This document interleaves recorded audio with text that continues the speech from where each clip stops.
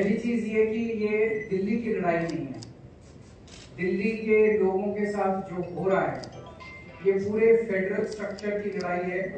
जिस तरह से पूरे देश के अंदर किसी भी राज्य में अगर वहां के लोग नॉन बीजेपी पार्टी को वोट देके उसकी सरकार बनाते हैं तो भारतीय जनता पार्टी की केंद्र सरकार उनके साथ तीन बर्ताव करती है।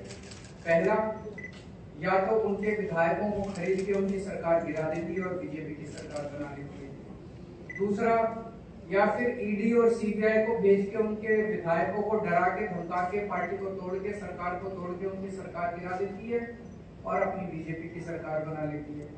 और तीसरा, अगर ना बिके ना टूटे तो फिर अध्यादेश लाके ऑर्डिनेंस लाके गवर्नर के जरिए उनको काम नहीं करने दिया जाता। ये देश के लिए बहुत खतरनाक स्थिति है और मैं समझता हूँ महाराष्ट्र के अंदर आप सब लोग इसके भुक्तभोगी हैं।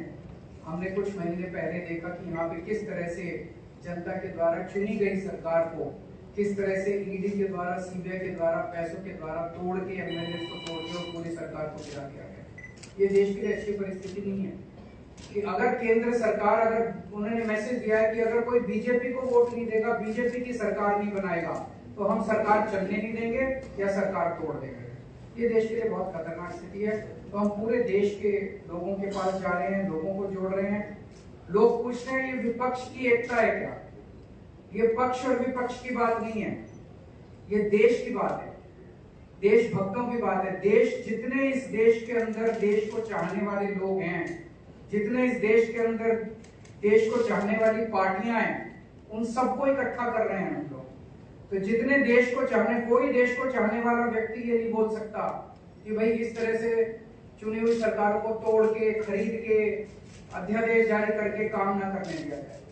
तो मैं फिर से तहे दिल से शुक्रिया अदा करना चाहता हूँ शरद पवार साहब का कि आपने हमें, और शरद पवार साहब देश के, आज मैं समझता हूँ कि he is one of the tallest leaders which the country has. So हम शरद पवार जी से हमने निवेदन किया कि आपका तो सहयोग मिलेगा ही, लेकिन आप सारी पार्टियों से बात करके उनको सबको भी इस बिल के खिलाफ इकट्ठा करेंगे। और मैं समझता हूं कि अगर ये राज्यसभा में बिल गिर जाता है, बीजेपी पास नहीं करवा पाती है, तो ये आप इसको 2024 का सेमीफाइनल मानिएगा। फिर मैसेज ये होगा कि 2024 में मोदी जी की सरकार नहीं आ रही है।